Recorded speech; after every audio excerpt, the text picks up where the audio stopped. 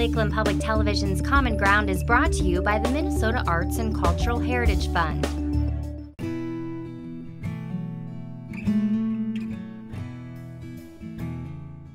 I started painting in 1961, but I didn't have time to paint.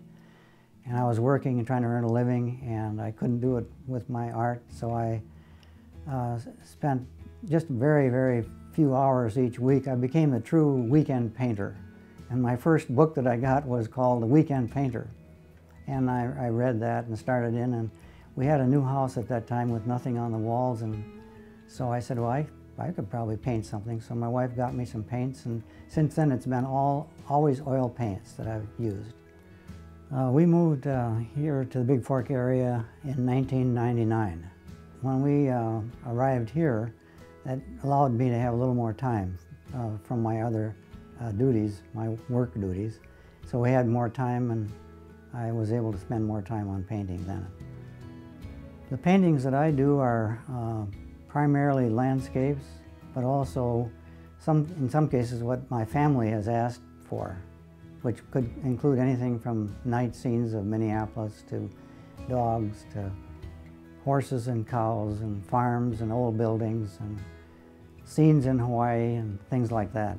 This painting that we're looking at here is one that our daughter had requested.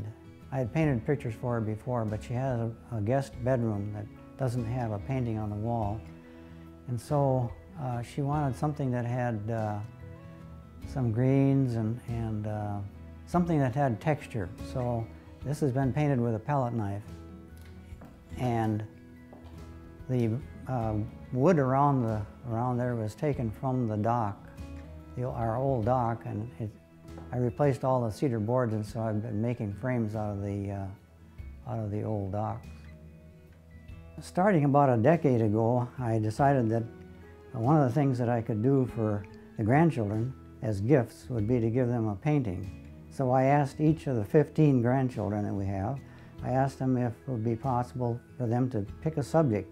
Tell me what you'd like to have painted. Give me all the details that you possibly can, even sketches or whatever.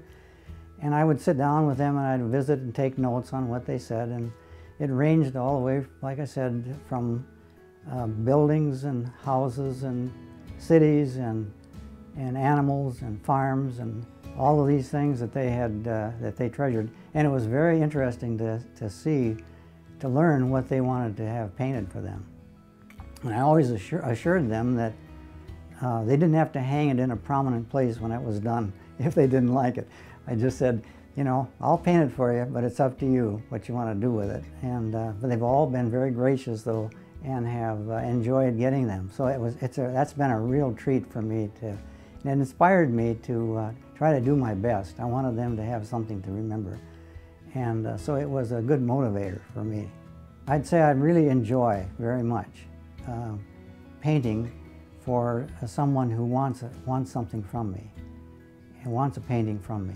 That's been really a joy. And when they've asked me to paint something, I will paint what they ask. I haven't been doing portraits, but I've done their dogs, and I've done some special scenes that they want in Prague or wherever. And the one that I've been working on the last painting that I have done is a painting of a sailboat that a distant cousin who lives in Juneau, Alaska, she and her husband have a sailboat.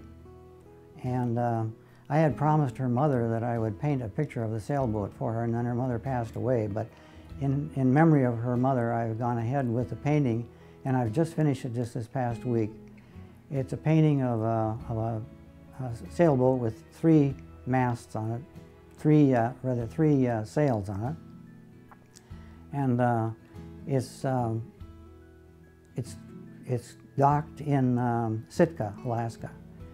So anyway, I'm going to be shipping that painting off to her, and that's been the thing that's been motivating me, and that's what really has inspired me is having people ask, you know, can you paint something for me? If you enjoyed this segment of Lakeland Public Television's Common Ground, consider making a contribution at lptv.org.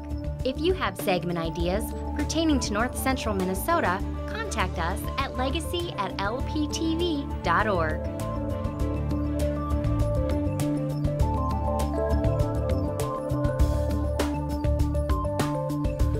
Common Ground is funded by the Minnesota Arts and Cultural Heritage Fund by the vote of the people on November 4th, 2008.